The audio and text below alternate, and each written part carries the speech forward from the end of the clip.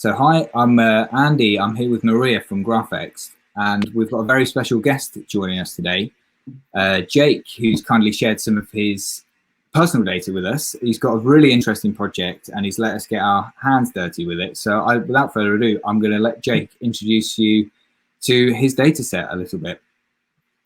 Hey guys, yeah, so I took a journalism course last year. It was a data visualization course, so I learned how to visualize data and how to use pivot tables and whatnot. So you can make it really easy to just log your data, because that's kind of what you had to do.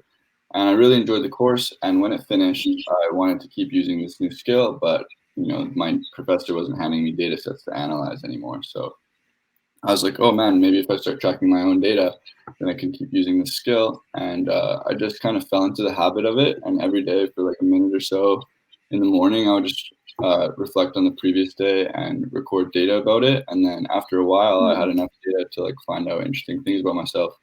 But because pivot tables is all I really know how to do, there wasn't that much in depth I could go with. So when Maria approached me, I was like, oh, maybe I can find out some more things about my spreadsheet and about myself.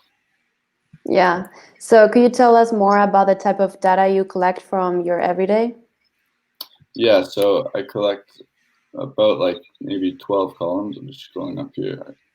I collect the date, whether my day was good or bad, the day of the week, some other columns that are a bit problematic. I collect the season, the weather, the people I saw, whether I consumed alcohol, other stuff that's not as analyzable, just for my own sake, like words that I learned. I keep track of hours of sleep, whether I ate meat, whether I flossed, whether I work out, what activities I did. Yeah, it's really interesting. I mean, something that really stuck out to me as well is that you added in variables throughout the course of the year. So it's obviously a project that you've kept up with, which I think is would be impressive for a lot of people, because it's something that I would love to do. I'm sure it's somebody that anybody interested in data would love to do and love to have on their self. But it's like keeping a diary in that sense, isn't it? You have to have the motivation to add this information each day. So did you find yourself getting to the end of the day, being really diligent, adding it in the one day, or would you get to the end of the week and then add in the 7 days worth of data? No, I've never gotten that long. I think the longest I've gone without recording data is like 3 days. And then you have to I have other areas that I also log things, so it's not hard for me to go back. Like I have a calendar over there that I have little symbols which mean those different categories. So I log in different places. Just in case I'm not on my computer one day and I don't see the little bookmark on my browser that goes to my spreadsheet, then I'll know that I have it on my calendar. Or even in my calendar on my Mac, where I have all my plans, you can look at those to remember what you did that day. But yeah, you try not to go 3 days without it, because the quality of your reflection is not as good. So yeah. So maybe I just talk a little bit about how we built the project. So Maria reached out to Jake on TikTok. So you'd been doing a little bit of analysis, as you said, with pivot tables, this kind of thing. So I mean, it's really tempting for us to take that and put it into Graphext. So Maria, maybe you could just introduce people to Graphext if people don't know already what they're going to see. Yeah, so Graphext is a no-code data science tool, which means that we allow people to perform advanced analysis without a single line of code. So in this case, we wanted to try the type of analysis models and then train and predict. So we could try and see if we could predict what good days were, why good days were good and why bad days were bad. So in this case, we will take his variables. That will be, as he said, weather or people that he was hanging out with, or alcohol intake, and add them as factors. And then the rating of his day, good or bad, to target. And we have activities, work out pretty much everything in the data set, wasn't it, that we added to try and work out whether it was a good day or bad day. And then when we're building the data set, just for a point for advanced users, we didn't want to use the target variable to cluster the data. Basically, we wanted to entirely rely on these factors to create our network. So I'm just going to bring up the project. This is pretty much exactly how we built it, and we would click next, and then we would get something like this. So what we're seeing here is a graph or a network visualization. When Jake recorded his data, every day was a row in the data set. So what we have here is every day in the data set, every row is a node or a circle on the graph. And then these nodes are linked to one another based on the similarity of what happened to Jake throughout the course of that day. So, for example, I think this will illustrate quite clearly if we have the weather. So if we color this by weather, you can see that quite often weather was quite an important factor in deciding whether you had a good or a bad day. So we've got a lot of clusters where rainy days are kind of grouped together, sunny days are grouped together, this kind of thing. So smoky column. yeah. Exactly. So just for us to get started, what do you think are the most significant variables from your point of view in order to get a good day? Yes, as you said, sunny. I noticed that if I go to Hastings, it's a high chance I have a good day. Also because it'll probably be sunny if I go to Hastings. Sorry, Hastings is a skate park. We worked out, but it's good for you to clarify for everyone else. Yeah. And then homework, I noticed, gives me a good day just because I get that sense of progress. I think I think there's some people that were important in having a good day. Yeah. And working out also, I thought that was important. So, I mean, he pretty much nailed the head, hit the nail on the head there. There's a few other things as well. So I think one of the things we picked up immediately was summer and sunniness. You know, I mean, who doesn't have a good day in the summer when it's sunny? When you live in Vancouver, England, as you do. Exactly. Activities, you're right. I think when we had a look through, Hastings is a really common thing for you to have done throughout the course of the year. So what I'm doing here is I've selected Jake's good days, which gives us 90%, which is worth noting. You know, 90% of your days that you recorded were good. So I mean, that's a really nice thing. I've selected them. So what we have in these charts is just kind of like a relative representation of your good days. So the gray bar just underneath represents everything in the data sets. So this is 80%, I think it's 90% here is good days, and then you can see 10%. If we added those together, that would be 100%. So when we select relative representation, these blue bars show us what the values are in relation to the selection we've made, which is in this case a good day. So if the blue bar pops out of the gray, then this occurred more on good days. So just to give you a bit of perspective, this Hastings, for example, as you said, is popping out of the gray bar, and you can see that this Hastings is something you did on good days, basically. I think one thing you mentioned was working out. And that doesn't seem to have any bearing on whether or not you've had a good or a bad day. Why don't we check on bad days? Yeah. So if we check bad days, now everything adjusts. So hang on, I think I've got some other things selected here. So bad days, yeah. So yeah, it's pretty obvious that I think a lot of you didn't have a very good winter. Right? I mean, it's not to say that. Is that something that you expected to see? Yeah, I tore my MCL, so I couldn't skate or anything. And the restrictions tightened up in Vancouver, so yeah, it was a poor winter for us all. Definitely. I think it's just interesting to look through here.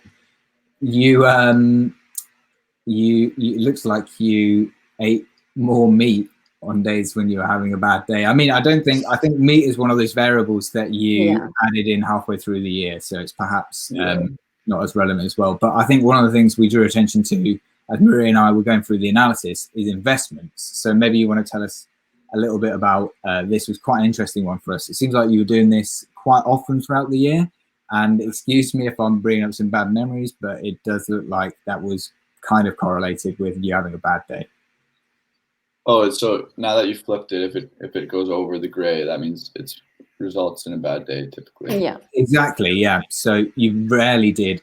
When you went to Hastings, you didn't have a bad day basically. Whereas when you did investments, piano. So you're asking like, why is there so much time allocated to investments? Is that what you're asking? Yeah, I'm thinking, did something go wrong? No, nothing went wrong. Usually, like, that was just me kind of like learning about the whole industry, reading books, studying companies, kind of like getting my feet wet. Yeah, like I didn't expect that actually.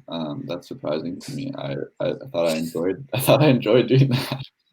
I mean, Maria, you probably know yourself. I mean, this is not something that's necessarily because you did investments on that day, you're going to have a bad day. It's it just so happens that, I mean, that on bad days you did investments. Yeah, it doesn't have to be related, but it's good that you brought up the skating thing, because we've seen in trends that you stopped doing it, so we were right about that. And you also stopped doing other activities through all the year.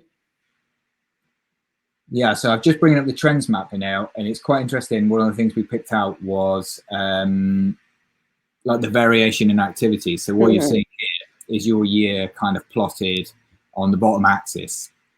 And then what I'm bringing up is your activities. So the line basically shows the frequency of days throughout the course of the year when you were doing certain things. So it's quite interesting to know. I think if we just take away some of the others and just show you Hastings, you can see, this is when you were doing Hastings throughout the year, and you definitely stopped at some point. I think I've I've just got bad day selected again. So this is what we want to be looking at. Apologies. So Hastings, yeah. So you started off doing a lot of time at the skate park. Unsurprisingly, it's summer. And as soon as winter comes around, you're not going to the skate park anymore.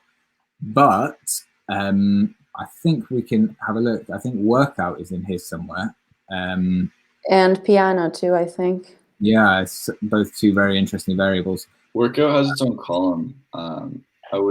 Sometimes I'd put that in the activities, but it's not usually. You're right. So homework is pretty consistent throughout the year, but it's stepping up. In the winter, you're going to be doing more. Yeah, is it trending up? Investments looks like something you started in 2021. Is that right? I started in 2019, but I didn't start like really putting in time until 2021, 2020. Yeah. Piano. There it is. So yeah, you can see how the correlation, like how when Hastings goes down, piano starts. Yeah, that's it. Do it anymore because I was injured, so I had to pick a new hobby. That's great. This is quite a key point in the data set, actually. I think if we add in a few more things, like when it's around this time of the year, sort of November going into December, what's Leaside? So Leaside is a skate park that's under a tunnel, so you can skate there in the winter. So that's why that arises when Hastings goes down. But when Leaside plummets again, that was when I hurt myself in December. I see. So in the same line as activities, we have also seen, well, first of all, you see a lot of people. You see more than 200 people. But we have also seen that you stop seeing some people and start seeing new people during the year. Exactly. So we can go. If we go to people, then we get people you've seen sort of throughout every the year. day. Yeah. Yeah. So Max was quite an interesting character for us. It seems like you saw less of Max. I saw less and less of Max. Yeah. Yeah. We were wondering as well about Travis, Maya, and Val, because I think Travis and Maya certainly are kind of appearing loads. Are these people you live with? We thought maybe. Those Yeah. people I live with. Yeah. Makes sense. Yeah. This is so I mean, this is kind of unsurprising, I guess, because we've got you said there's restrictions kind of coming in around that sort of time in Vancouver. So you're seeing less and less of these people. So at this point, we're getting towards the end of the video. So is there anything else that you would like to see while we're here? Let